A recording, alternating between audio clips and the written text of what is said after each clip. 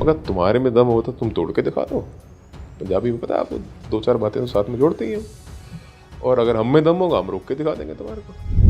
जो बैल्कनाइजेशन के बारे में बात करते हो, जो भारत को तोड़ने की बात करते हो, जो पंजाब को डिस्टेबलाइज करने की बात है, सिद्धू जितनी मर्जी चिकनी चुपड़ी मीठी मीठी बातें करे, सच्चाई ये है कि he is a dark man. कारण मैं नहीं सोचना चाहता, मैं वो स्थिति इमेजिन नहीं करना चाहता कि जहाँ पे ऐसी मेंटालिटी का, ऐसी सोच का और ऐसे कनेक्शंस का, मैं रेड लाइन की उधर की बात कर रहा हूँ, पाकिस्तान की बात कर रहा हूँ, वहाँ पे जिसकी यारियाँ हों, वो पंजाब जैसे एक सेंसिटिव स्टेट का चीफ मिनिस्टर बने। I don't want to imagine that situation. कुछ ऐसे राज ज़रूर हैं नवजोत सिद्धू के, कैप्टन साहब के पास, और वो कल के जो इवेंट्स हैं उसके बाद भी ऐसा महसूस होता है कि वो गृह मंत्री को मिलते हैं, गृह मंत्री के बाद वो एनएसए को मिलते हैं, वो एनएसए को मिल के जाते हैं तो एनएसए गृह मंत्री को मिलने जाते हैं। So there is something. गुरु घर को if you use for political agendas, whether you are a Indian citizen, whether you are an NRI और you are a foreign citizen, अगर आप सिख हैं और आप गुरुद्वारे को गुरु घर ਨੂੰ अगर तुसी यूज़ कर रहे हो फॉर पॉलिटिकल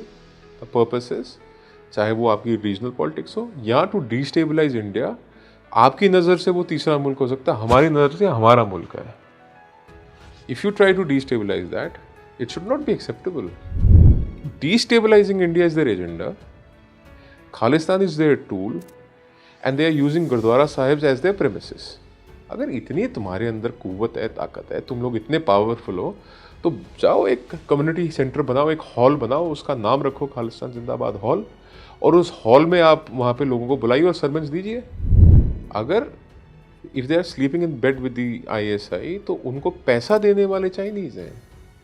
और अब ये पाकिस्तानी और खालिस्तानियों का बाप कौन है, हमको आपको सब पता है। It is all coming from there. Pakistan भूखा नंगा है, पैसा चाइना दे रहा है। आइडियोलॉजिकल सपोर्ट, फाइनेंशियल सपोर्ट खालिस्तानियों को पाकिस्तान दे रहा है। तो पैसा तो अब्बा हुजूर का आ रहा है ना, लाल झंडे वालों का। और इसीलिए वो लाल झंडे वाले यहाँ पे, डफली गैंग वाले यहाँ पे, खालिस्तानी बाहर और Pakistani, they are playing in hands of the Chinese to destabilise India. वो इंडिया को डिस्टेबलाइज करने के लिए काम कर रहे हैं, ये सारे कृत्य ही हैं। और इससे ज़्यादा एक्सपोजर क्या होगा इनका?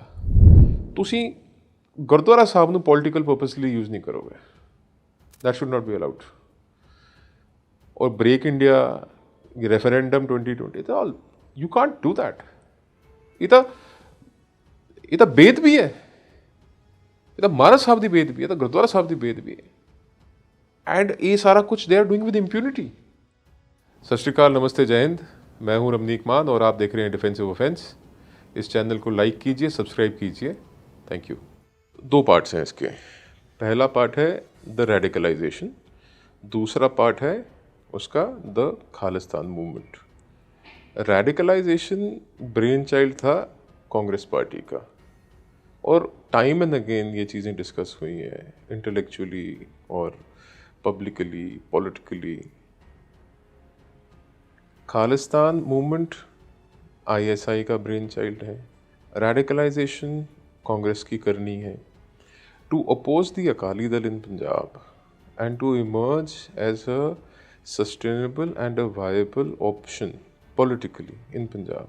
उस वक़्त संजय गांधी ने, कमलनाथ ने और इन तमाम लोगों ने मिलकर सिलेक्शन का प्रोसेस शुरू किया कि कैसे रेडिकलाइजेशन करी जाए या कैसे सिख पॉलिटिक्स के अंदर एंटर किया जाए जिसका इवेंचुअली पॉलिटिकल बेनिफिट कांग्रेस को मिले।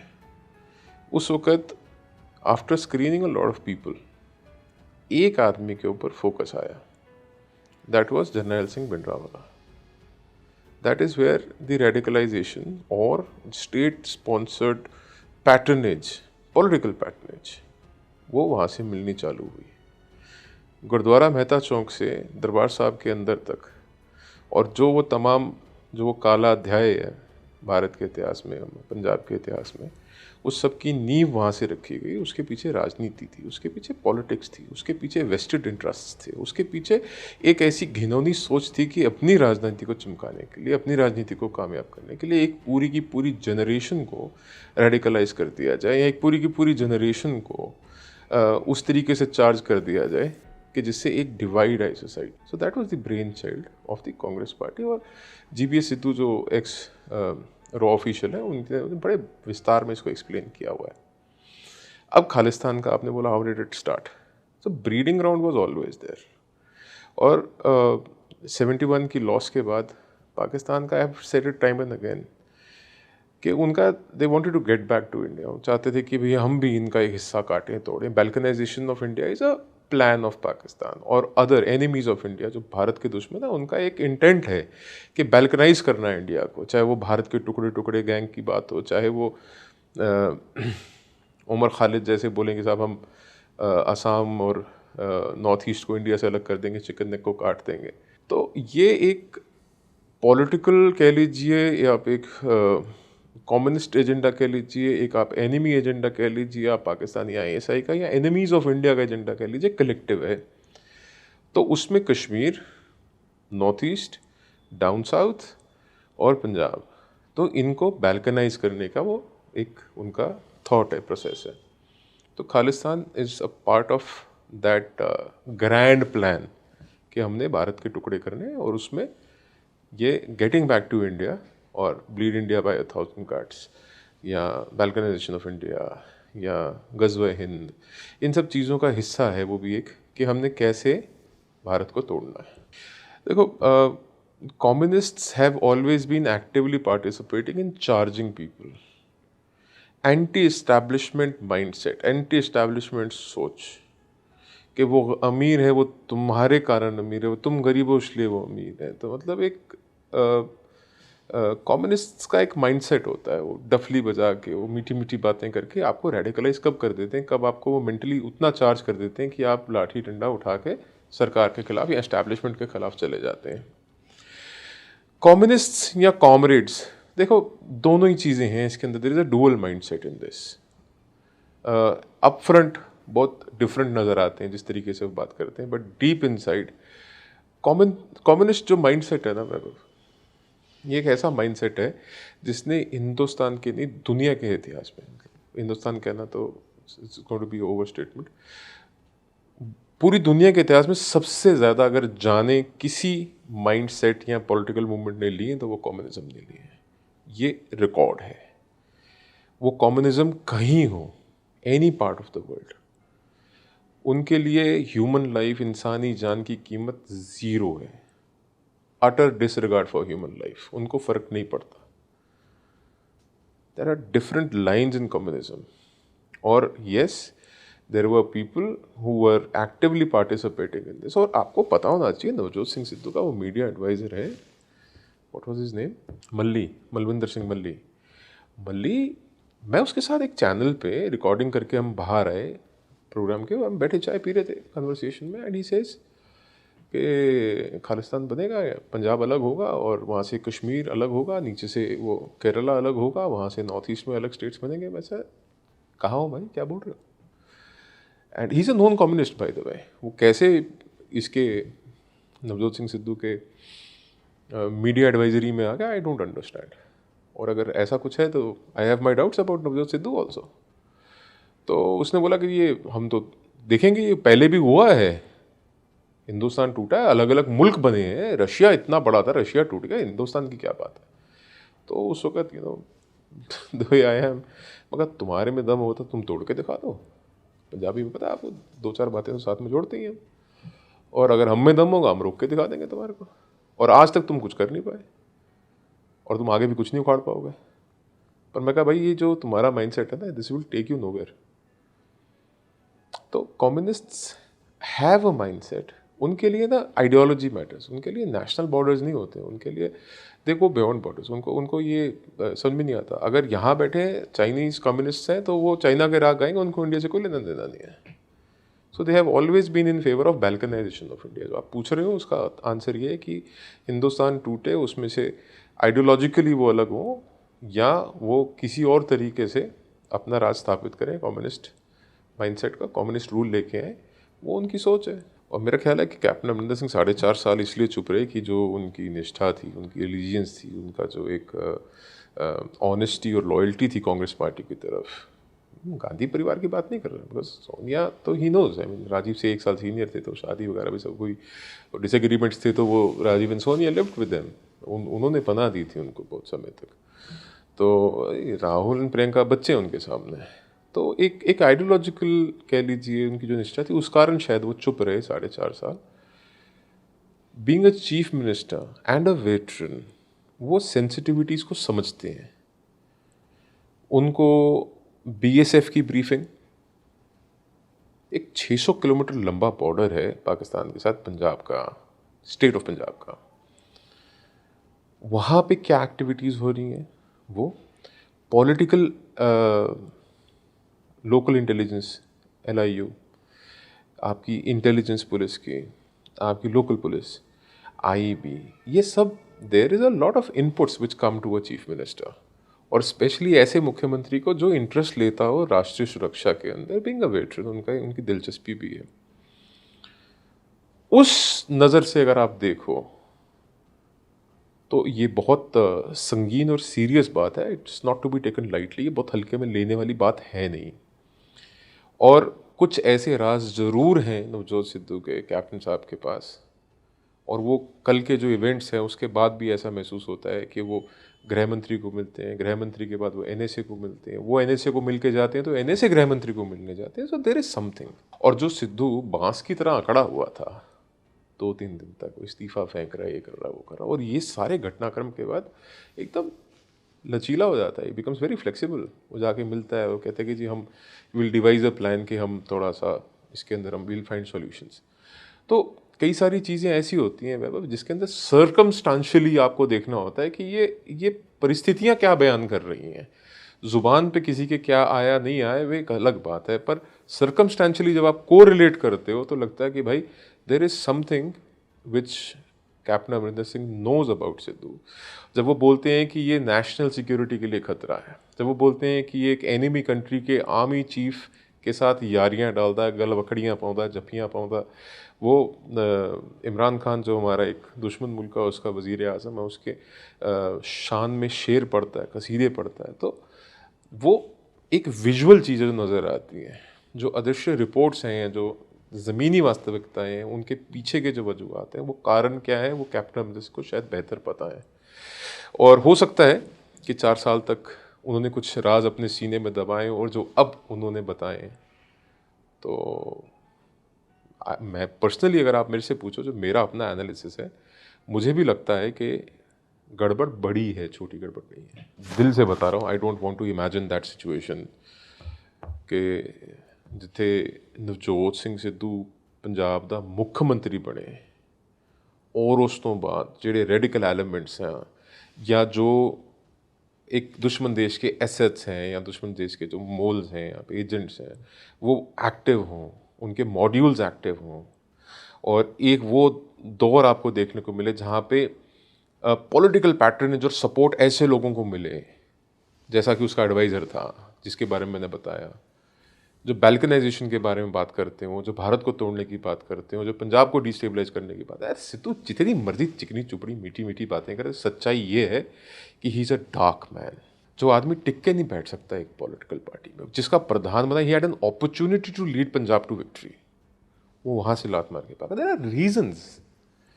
राइट थिंकिंग आदमी कोई भी ऐसे नहीं करता। सो उसके पीछे कुछ कारण है। मैं नहीं सोचना चाहता, मैं वो स्थिति इमेजिन नहीं करना चाहता कि जहाँ पे ऐसी मेंटालिटी का, ऐसी सोच का और ऐसे कनेक्शंस का, मैं रेडक्लिफ लाइन की उधर की बात कर रहा हूँ, पाकिस्तान की बात कर रहा हूँ, वहाँ पे जिसकी यारियाँ हों, वो पंजाब जैसे एक सेंसिटिव स्टेट का चीफ मिनिस्टर बने। I don't want to imagine that situation. पर गॉड फॉरबिड, परमात्मा रब ना करे, अगर ऐसा होता है, then I can assure you कि रेडिकल एलिमेंट्स, ये ऑपरेटिव मॉड्यूल्स, ये लोग सब एक्टिव होंगे पंजाब में। You will see a dark age once again coming and reckoning on Punjab, जो कि बहुत अच्छी परिस्थिति नहीं है। ही इज़ वन मैन जो बातें तो कर सकता है, डिलीवरेबल्स ज़ीरो है उसके। अपॉर्चुनिटी थी, वो MP बना, 2 बार MP बना, रिज़ाइन किया ड्यू टू कोर्ट केस, दोबारा MP बना, वो MLA बना, उसकी वाइफ MLA बनी, ये मिनिस्टर बना, ये कांग्रेस पार्टी का प्रेसिडेंट बना। इतनी अपॉर्चुनिटीज़ किसी एक इंसान को राजनीति में, पॉलिटिक्स में मिली हो, and he was not able to succeed. Deliverables क्या है उसके, ज़ीरो। और in the words of captain Amarinder Singh, 7 महीने तक एक फाइल नहीं निकाली है इस मंत्री। देखो वैभव, पहली चीज़ तो not just Punjab, the current political dispensation, उन्होंने जम्मू कश्मीर के लिए एक प्रैग्मैटिक अप्रोच लिया, नॉर्थ ईस्ट के लिए लिया, साउथ के लिए दे आर थिंकिंग अबाउट, वो एक होलिस्टिक व्यू ले रहे हैं for national security, national integrity and stability of this country. और भारत का जो इकबाल है वो बुलंद हो दुनिया के अंदर, उसके लिए भी निरंतर काम चल रहा है ऑन अ वर्ल्ड स्टेज। तो वो यूनी डायरेक्शनल ना देख के it is a multi directional approach, and Punjab is a very important state. आपने ठीक कहा, मैंने आपसे पहले भी जब डिस्कस किया और मैंने टाइम एंड अगेन मैंने बार बार ये बात कही है कि करतारपुर साहब कॉरिडोर को लेके देयर वर इनपुट्स कि ये अगर ना किया जाए तो बेहतर है, बिकॉज वहाँ से रेडिकलाइजेशन हो सकती है, वहाँ से ब्रेन वॉशिंग हो सकती है, वहाँ से बहुत कुछ हो सकता है। बिकॉज अगर आपको याद हो तो जो प्रोमो रिलीज़ किया था करतारपुर साहब कॉरिडोर का, उसके पीछे रेफरेंडम 2020 का भिंडरावाले की फ़ोटो लगा के वो सब, that was all going on in Pakistan. वो सब उनका ब्रेन चाइल्ड चल रहा था वहाँ से। और चूंकि सिद्धू ने उसका सारा क्रेडिट लेने की कोशिश करी और सारी बात कही कि जी करतारपुर साहब तो मैंने कराया, which was a lie. And चूंकि उसके एज आई बिलीव एंड जैसे कैप्टन अमरिंदर सिंह कहते हैं कि उसकी यारियां हैं देश के दुश्मनों से, तो कहीं ना कहीं उस तरफ से जो डिसीजंस लिए गए उसमें हो सकता है कि ये एक पार्ट था एक प्रोजेक्ट का कि अगर ये खोल दिया जाए, ये कर दिया जाए। बट सेंट्रल गवर्नमेंट ने इन्वेस्टमेंट भी किया, सेंट्रल गवर्नमेंट ने सबको साथ लिया। और आप बात कर रहे हैं जो वो ओकेजन था इनाग्रेशन का, जिस दिन वो करतारपुर साहब कॉरिडोर को खोला गया था। तो ये सारी चीज़ें government is always been reasonable with things. Black list ख़त्म करने की बात हुई, 84 के कातिलों को सज़ा दिलवाने की बात हुई, मुआवजे दिलवाने की बात हुई। तो there has been a very strong pro Sikh sentiment as far as the current dispensation is concern. जो अभी आप मोदी जी का राज है या जो सेंट्रल लीडरशिप में पूरी टीम ले लीजिए, अभी देखिए जनरल गुरमीत को गवर्नर उत्तराखंड और इकबाल सिंह जी लालपुरा को chairman national commission for minorities. So there has been a very holistic approach, there has been a positive approach towards Sikhs.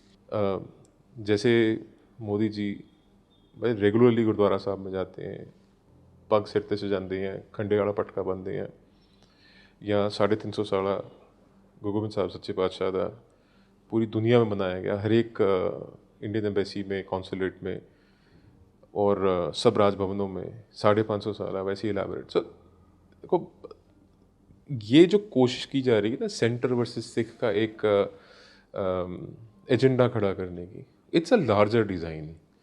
मतलब as a Sikh I am assured, I am reassured, मैं संतुष्ट हूँ।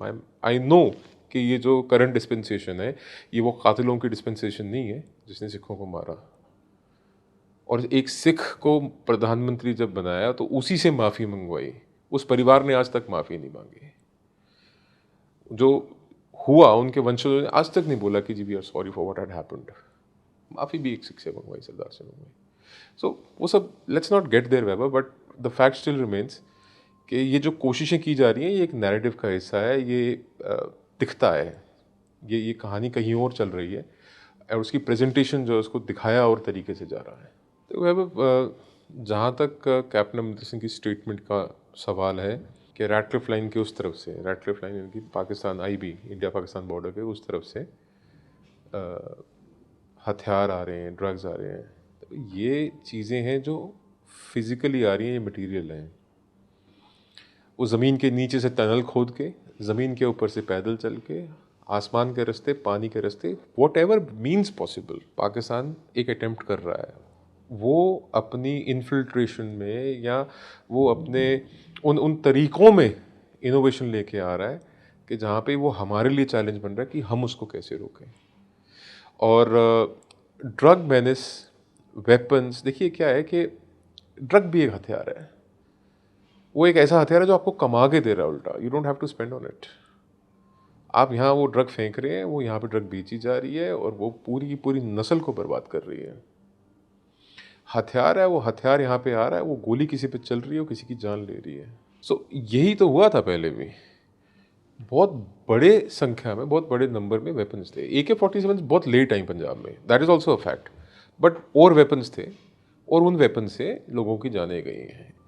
और ये एक पैटर्न है, ये एक तरीका है जिससे एक मुल्क के अंदर डिस्टेबिलिटी लाई जाती है।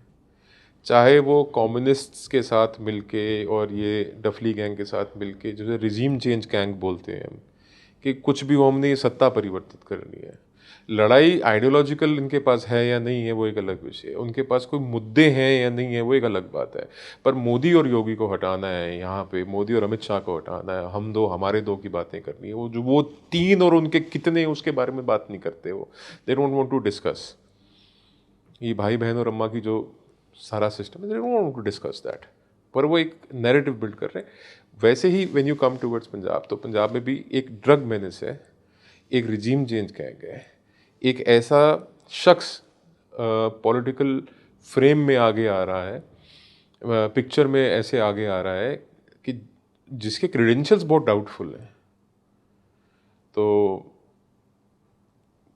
Political patronage, availability of weapon, availability of cash, वो ड्रग मनी, और इन तीनों का जब आप कंकॉक्शन इकट्ठा मिलाएंगे तो आप देखेंगे कि ये बहुत जहरीला कंकॉक्शन है। This should not be allowed to happen. और मेरा ख्याल है कि फोकस जो है कैप्टन साहब का वो इधर ही था, बिकॉज मुझे लगता है कि अब वो सीने में दबे हुए राज निकाल रहे हैं। जितने ड्रोन्स पकड़े गए, जितनी टनल्स पकड़ी गई, जितने पैदल आते हुए लोग पकड़े गए, जितना पानी के रास्ते आते हुए ये जो जखीरे हैं पकड़े गए, ये 100% नहीं पकड़े गए। कुछ नंबर है, कुछ क्वांटिटी है, वो कितनी है कहना मुश्किल है, जो सक्सेसफुली इन्फिल्ट्रेट कर लिया है, चाहे वो वेपन हो, चाहे वो ड्रग्स हो, चाहे वो कैश हो। तो उन चीज़ों को वो कहीं ना कहीं पड़ी हैं, वो कहीं ना कहीं किसी ना किसी के पास है। एंड आई एम श्योर के इंटेलिजेंस एजेंसीज हैं, पंजाब पुलिस है, पंजाब पुलिस की अपनी LUIs हैं, वो अपना सिस्टम है, they must be trying to trace कि ये कहाँ है, कौन लोग हैं। There is a way of intelligence, आपको पता है। पर इंटरेस्टिंग ये है कि वो एक अपॉर्चुनिटी की वेट कर रहे हैं कि ऐसी पॉलिटिकल डिस्पेंसेशन पावर में आए जहां हमको we can work with impunity, जहाँ पे हम कुछ करें और हमारे ऊपर उसके असरात ना आए। एक वो DIG के कत्ल का किस्सा हुआ था, तो 3 घंटे तक उनकी बॉडी को उठाने के लिए कोई आया नहीं था। तो वो माहौल था, वो माहौल दोबारा कब बनेगा और वो माहौल दोबारा कौन बनाएगा? हो सकता है कि वो लोग जो डिस्टेबलाइज करना चाहते हैं, वेटिंग फॉर दैट अपॉर्चुनिटी कि ऐसी एक डिस्पेंसेशन आए जिसके अंदर हम इम्प्यूनिटी से काम कर पाए। तो वो डिस्पेंसेशन ना आए, ये हम सब भारतवासियों का, हम सब पंजाब दे लोगों का साडा एक फ़र्ज़ है कि we should keep anti nationals away from power. सबसे ज़्यादा नुकसान किसका होता है जब भी इस तरह की पॉलिटिकल डिस्पेंसेशन आती है? पंजाबियत का, हिंदुस्तानियत का सबसे बड़ा नुकसान होता है, सिटीजन्स का, आवाम का।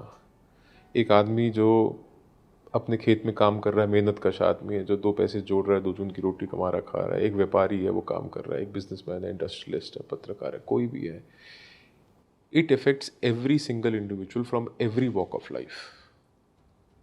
एक ऑर्डिनरी सिटीजन की लाइफ के ऊपर, जो आम काम कर रहा है, अपनी ज़िंदगी जी रहा है, उसकी लाइफ के ऊपर उसका इफेक्ट आता है। एक डर का, एक खौफ का माहौल पैदा होता है। उस डर और खौफ के माहौल में एक अलग किस्म के लोग हैं जो पनपते हैं, पर जनता एट अ लार्जर स्केल घुटती है।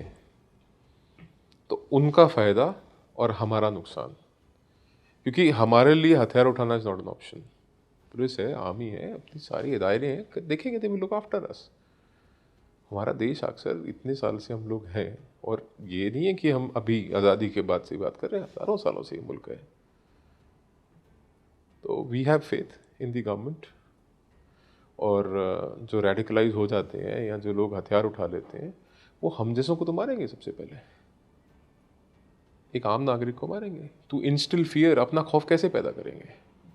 High value targets, ordinary citizens, किसी को भी पकड़ के मार देंगे, अपने पर्सनल स्कोर सेटल करेंगे। सो ये ऐसी चीज़ें, वो माहौल ऐसा डेवलप हो जाता है, और वो माहौल आना नहीं चाहिए पंजाब में एट एनी कॉस्ट, वो नहीं होना चाहिए। कैप्टन अमरिंदर सिंह का मैंने आपको बताया कि his allegiance with the Congress is a very long allegiance, और उनको कांग्रेस पार्टी में शामिल करने वाले भी राजीव गांधी थे। तो हो सकता है कुछ कारण हो, and he was himself a chief minister और रिस्पॉन्सिबल और मैच्योर आदमी है, वैसी बात करने से पहले पब्लिक स्टेज पे वो थोड़ा सा वुड रेजिस्ट। और मैं आई एम श्योर कि उन्होंने पार्टी लीडरशिप को ये सारी बातें बताई होंगी जो आज वो पब्लिक प्लेटफॉर्म पे बोल रहे हैं, वो बातें कुछ महीने या साल पहले उन्होंने ब्रीफिंग पक्का दी होगी सोनिया गांधी को, बीइंग द पार्टी प्रेसिडेंट, कि मैडम ऐसे ऐसे है और ये बातें हैं, ये मेरे पास रिपोर्ट्स हैं।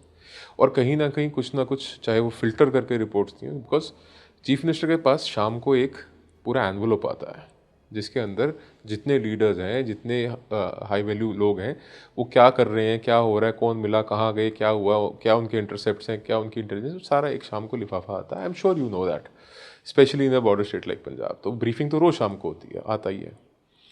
तो वो उनके रीजंस बड़े डिफरेंट थे, बट आई एम श्योर उन्होंने अलग अलग टाइम पे बातें रेज करी हैं। और आपको याद होगा, मैंने भी आलोचना करी थी उनकी, कि अगर ड्रोन आ रहे हैं, हथियार और वेपन्स आ रहे हैं, तो आप उसको ट्वीट ना कीजिए, आप होम मिनिस्ट्री में एक पूरा उसका डॉजियर बना के भेजिए कि ये पैटर्न है, ऐसे हो रहा है। तो उनके चुप रहने के वजूहत और थे। अब दूसरा आप कह रहे हैं कि सिद्धू बीजेपी में ठीक था और कांग्रेस में जाके खराब हो गया, तो सच ही तो है, इसमें क्या डाउट है। He is a over ambitious man. और मैंने आज से 5 साल पहले कहा था कि he wants to replace captain Amarinder Singh and establish himself as a leader. और इन दैट प्रोसेस, उस रास्ते में जब वो चला, तो वो कहाँ इमरान खान के और बाजवा के गले पड़ा जाके, and how has he changed. वो एक प्रोग्रेशन है, वो एक चेंज है जो हम सब ने देखा है, we are a witness to it. ऐसा नहीं है कि ये अचानक जो है वो सिक्का उछाला, एक बार जीता एक बार पट आ गया, ऐसा नहीं है। ये ट्रांजिशन है, ये धीरे धीरे बदला है और देखा है सारी दुनिया ने। It was for everybody to see. आपने भी तो देखा ही होगा करतारपुर साहब में, जब वो पाकिस्तान में गया, मना करने के बावजूद, कैप्टन अमरिंदर सिंह की परमिशन नहीं थी उसके पास, the chief minister of Punjab जो उनके मुख्यमंत्री थे, and he was a cabinet minister, उनको मना किया गया था, ही स्टिल वेंट। जो इवेंट में उनको जाना चाहिए था वो इनॉग्रेशन की बात थी, यहाँ पे इंडिया में, वहाँ पे जाना उसका बनता नहीं था। चाहे वो इमरान खान की स्वेरिंग इन हो without the permission of the chief minister, चाहे वो उस साइड जाके जितनी उन्होंने बातें करी वो करने वाली बातें नहीं थी। तो ये ट्रांजिशन सबने देखी है। कपिल देव और गावस्कर नहीं गए? They were also invited. Kapil Dev and Gavaskar both were invited. They didn't go. They choose not to go. But मैं बता रहा हूँ, ये चेंज है, ये तब्दीली है, उसके अंदर वो परिवर्तन है, वो बदला है ये फैक्ट। और हमने, we are all a witness to it, हम सबने देखा उसको बदलते हुए। देखो, दो चीज़ों को आप क्लियरली कैटेगराइज कर लो।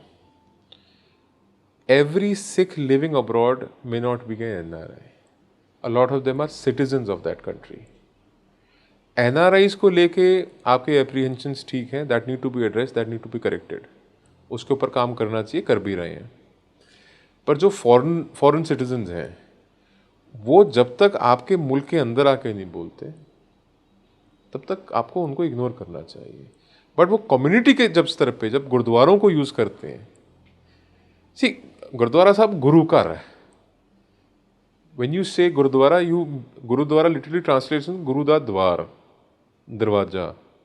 मैं कहना जी गुरु घर। When you enter गुरुद्वारा साहब, you are inside गुरु घर। गुरु घर को if you use for political agendas, whether you are an Indian citizen, whether you are an NRI or you are a foreign citizen, अगर आप सिख हैं और आप गुरुद्वारे को गुरु घर ਨੂੰ अगर ਤੁਸੀਂ यूज़ कर रहे हो for political purposes, चाहे वो आपकी रीजनल पॉलिटिक्स हो या टू डिस्टेबलाइज इंडिया, आपकी नज़र से वो तीसरा मुल्क हो सकता है, हमारी नज़र से हमारा मुल्क है। If you try to destabilise that, it should not be acceptable. और वहाँ पे गुरुद्वारा साहब का मैंडेट क्या है? तुसी गुरु घर जाओ, उत्थे शब्द गुरबानी सुनो, उत्थे शब्द विचार सुनो, तुसी संगत च बैठो, तुसी पंगत च बैठो, लंगर छको, सेवा करो, and you should come back. गुरुद्वारे में बिठा के आप खालिस्तान के बैनर लगाए एंड आप भिंडरां वाले तुसी पोस्टर लाउंदे हैं, मतलब पोस्टर तो you not suppose to know. दसम पिता दे बचन ने, सब सिखन नूं हुक्म है गुरु मान्यो ग्रंथ। How can you create a 11th Guru, a 12th Guru? That can not happen.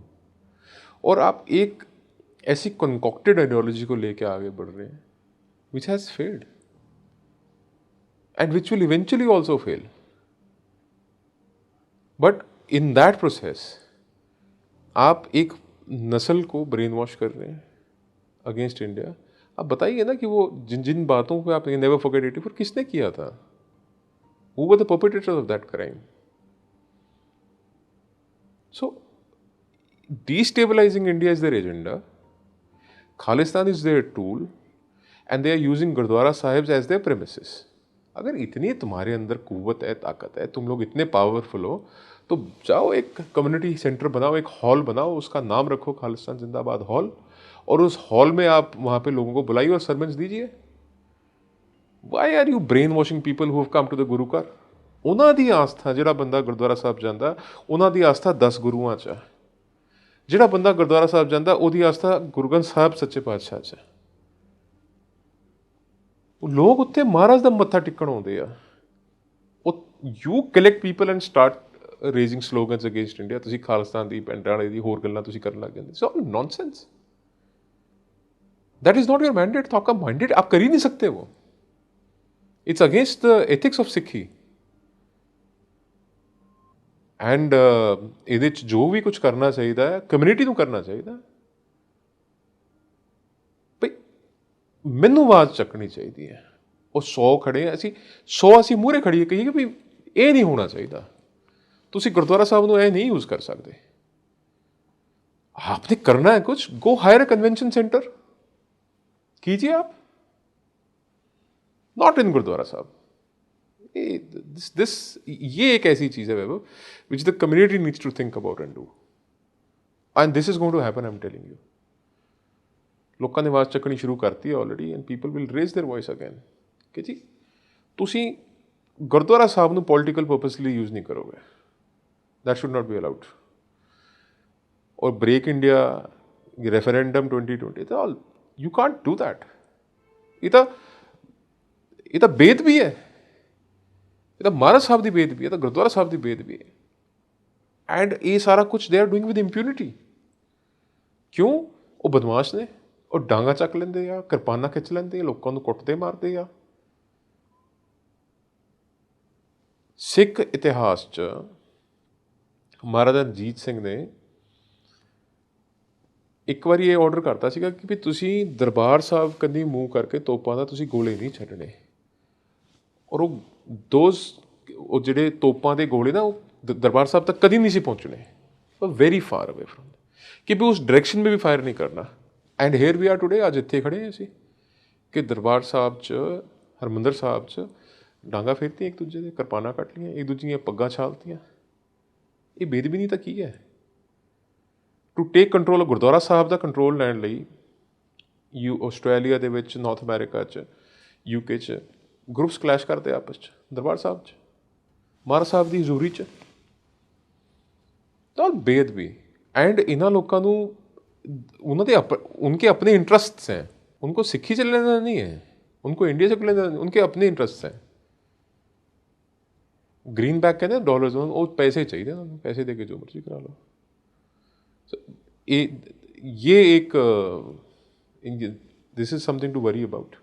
Gurpatwant Pannun, self styled Khalistani leader, you know he is a patit now, he is not a सुच्चा साबुत स्वरूप सिख नहीं है। गलवान के वक्त वो सीसीपी को लिखता है, चाइना को चिट्ठी लिखता है कि we support you in against India's aggression, कि जैसे इंडिया इज अ एग्रेसर और चाइनीज आर अ विक्टिम और हम आपको सपोर्ट कर रहे हैं। जबकि उन क्लैशेस दे विच, और जबकि उन क्लैशेस में भारत के नागरिक, भारत की सेना के सैनिक, जिनमें सिख सैनिक शामिल हैं, Sikh soldiers also martyred to protect the territorial integrity of India. Bharat की बॉर्डर्स को सुरक्षित रखने के लिए सिख भी मारे जाते हैं, वो भी शहादत देते हैं। और ये लोग इस तरीके के एक्ट करते हैं बिकॉज दे आर पपेट्स। अगर if they are sleeping in bed with the ISI, तो उनको पैसा देने वाले चाइनीज़ हैं। और अब ये पाकिस्तानी और खालिस्तानियों का बाप कौन है, हमको आपको सब पता है। It is all coming from there. Pakistan भूखा नंगा है, पैसा चाइना दे रहा है। आइडियोलॉजिकल सपोर्ट फाइनेंशियल सपोर्ट खालिस्तानियों को पाकिस्तान दे रहा है, तो पैसा तो अब्बा हुजूर का आ रहा है ना, लाल झंडे वालों का। और इसीलिए वो लाल झंडे वाले यहाँ पे, डफली गैंग वाले यहाँ पे, खालिस्तानी बाहर और Pakistani they are playing in hands of the Chinese to destabilise India. वो इंडिया को डिस्टेबलाइज करने के लिए काम कर रहे हैं, ये सारे कृत्य ही हैं। और इससे ज़्यादा एक्सपोजर क्या होगा इनका।